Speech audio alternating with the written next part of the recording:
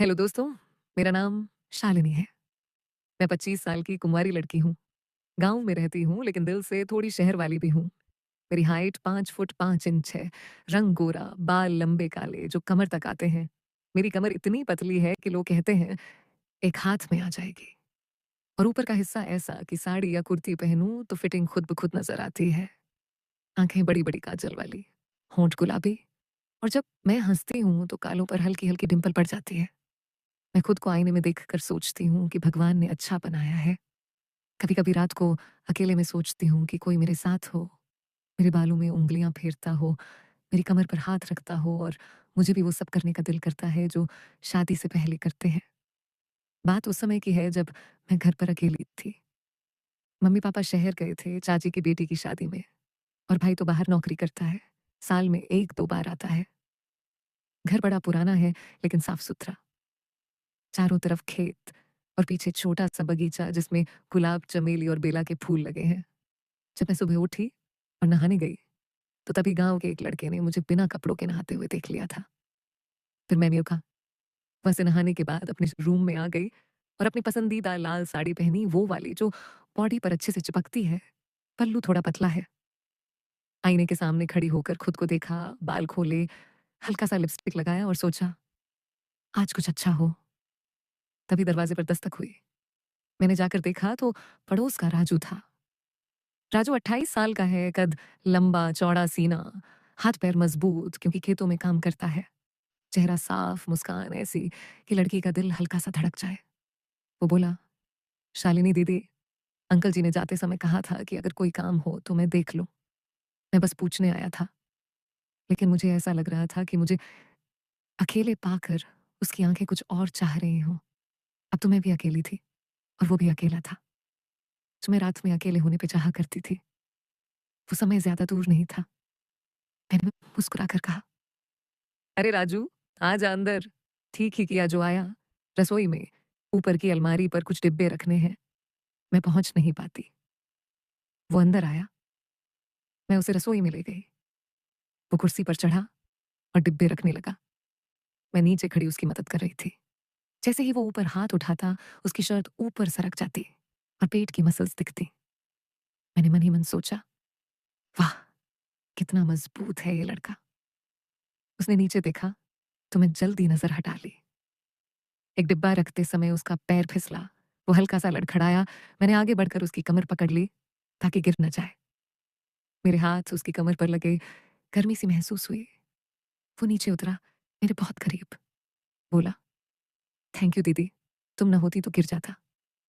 मैंने हँसकर कहा, "अरे कोई बात नहीं, तू तो भारी भरकम है। गिरता तो मुझे भी ले डूबता।" हम दोनों हँस पड़े। फिर मैंने चाय बनाई। हम दोनों हॉल में सोफे पर बैठकर चाय पीने लगे। बातें शुरू हुईं। पहले गाँव की, फिर मौसम की, फिर मेरी पढ़ाई की। राजू बोला, "दीदी तुम इतनी पढ़ी-लिखी हो, शहर भी जाती हो, फिर भी गाँव में ही रहती हो। शादी का क्या प्लान है?" मैंने चाय का घूँट लिया और बोली, "जब वो मुझसे बात कर रहा था तो मुझे उसके साथ कुछ और करने का मन कर रहा था क्योंकि हम दोनों अकेले थे। अभी तो मन नहीं है राजू, शादी के बाद सब बंध जाता है ना। अभी तो आज़ादी है, जो मन करे करो। तू बता, तेरी कोई वाली है?" वो शर्मा गया। बोला, "कहाँ दीदी, कोई पसंद आए तब ना।" उसने जैसे ही ऐसी बात बोली तब मुझे अंदर से खुश हुई क्योंकि वो सिंगल था। मैं उसके साथ कुछ भी कर सकती हूँ, लेकिन अगर कोई तुम जैसी मिल जाए तो सोचूँ। मैंने उसकी तरफ देखा, वो मेरी आँखों में देख रहा था। मैंने हल्का-सा मुस्कुराकर कहा, "तू भी ना, मज़ाक अच्छा करता है। लेकिन सच बता, मुझे देखकर क्या सोचता है?" वो थोड़ा झिझका, फिर बोला, "सोचता हूँ कि तुम बहुत सुंदर हो और बहुत अच्छी भी। कोई खुशकिस्मत होगा जो तुम्हें पाएगा।" मैंने चाय का कप रखा और बोली, "चल, बाहर बगीचे में चलते हैं, फूल तोड़ते हैं।" हम पीछे के बगीचे में गए। वहाँ कोई नहीं आता, चारों तरफ ऊँची दीवार। हवा चल रही थी, मेरे बाल उड़ रहे थे। मैं झुककर गुलाब तोड़ रही थी। साड़ी का पल्लू हवा से सरक रहा था, मैं बार-बार सँभाल रही थी। राजू मेरे पास खड़ा था, फूल तोड़ने में मदद कर रहा था। अचानक एक मधुमक्खी मेरे पास आई। मैं डर गई और पीछे हटी। सीधे राजू से जा टकराई। उसने मुझे दोनों हाथों से पकड़ लिया। मेरी कमर पर उसके हाथ थे। मैं उसके सीने से चिपक गई। उसकी धड़कन तेज थी, मेरी भी। मैंने ऊपर देखा, वो मेरी तरफ देख रहा था। लगा जैसे समय रुक गया, लेकिन मैंने खुद को संभाला, हल्के से अलग हुई और बोली, सॉरी राजू, डर गई थी। वो बोला, कोई बात नहीं दीदी, मैं हूं ना। हम फूल लेकर अंदर आए। वो बोला कि शाम को फिर आएगा अगर कोई काम हो। मैंने कहा, आ जाना। शाम हुई। मैंने कुर्ती पजामी पहनी, बाल खोले रखे। राजू आया, हाथ में आम का टोकरा था। बोला, दीदी, हमारे पेड़ के आम तुम्हारे लिए। मैं खुश हो गई। हमने आम छीले, खाए, बातें की। रात हो रही थी, लेकिन वो जाने का नाम नहीं ले रहा था। मैंने कहा, राजू, रात ज्यादा हो रही है, मम्मी पापा को पता चलेगा तो डांटेंगे। वो बोला, दीदी, तुम अकेली हो, डर नहीं लगता? मैंने सच्चाई से कहा, लगता है राजू, कभी कभी रात को नींद नहीं आती, छत पर चली जाती हूँ तारे देखने। वो मेरे बहुत करीब आया, बोला, अगर तुम कहो तो मैं रुक जाऊं आज। मेरे दिल की धड़कन तेज हो गई। मैंने सोचा, अगर कह दूं तो क्या होगा, लेकिन मैंने हंस कर कहा, नहीं राजू, तू जा, कल फिर आना। वो चला गया, लेकिन जाते जाते दरवाजे से मुड़कर देखता रहा।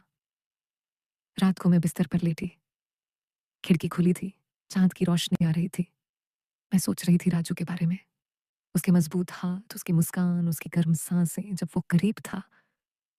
मैंने तकिया कसकर पकड़ लिया और सोचा, शालिनी पागल मत हो। सो गई।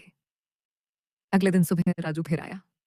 इस बार बोला, दीदी, आज मैं तुम्हें खाना बनाना सिखाऊंगा, मैं अच्छी रोटी बनाता हूँ। हम रसोई में गए। वो आटा गूंथ रहा था, मैं सब्जी काट रही थी। उसके हाथ पर आटा लगा था। मैंने हंसकर कहा, राजू, तेरे हाथ पर आटा लग गया, तो मैं साफ कर दूं। मैंने अपना दुपट्टा लिया और उसके हाथ पोंछने लगी। मेरे हाथ उसके हाथों पर थे, वो मुझे देख रहा था। फिर उसने कहा, दीदी, तुम्हारे हाथ कितने नरम हैं। मैंने कहा, तेरे हाथ कितने खुरदरे लेकिन मजबूत। खाना बनाते समय तेल छिटका और मेरी कुर्ती पर गिर गया। मैंने कहा, अरे ये तो गंदी हो गई। वो बोला, दीदी, मैं पोंछ दूं। मैंने मना किया, लेकिन वो करीब आया और धीरे से पोंछने लगा।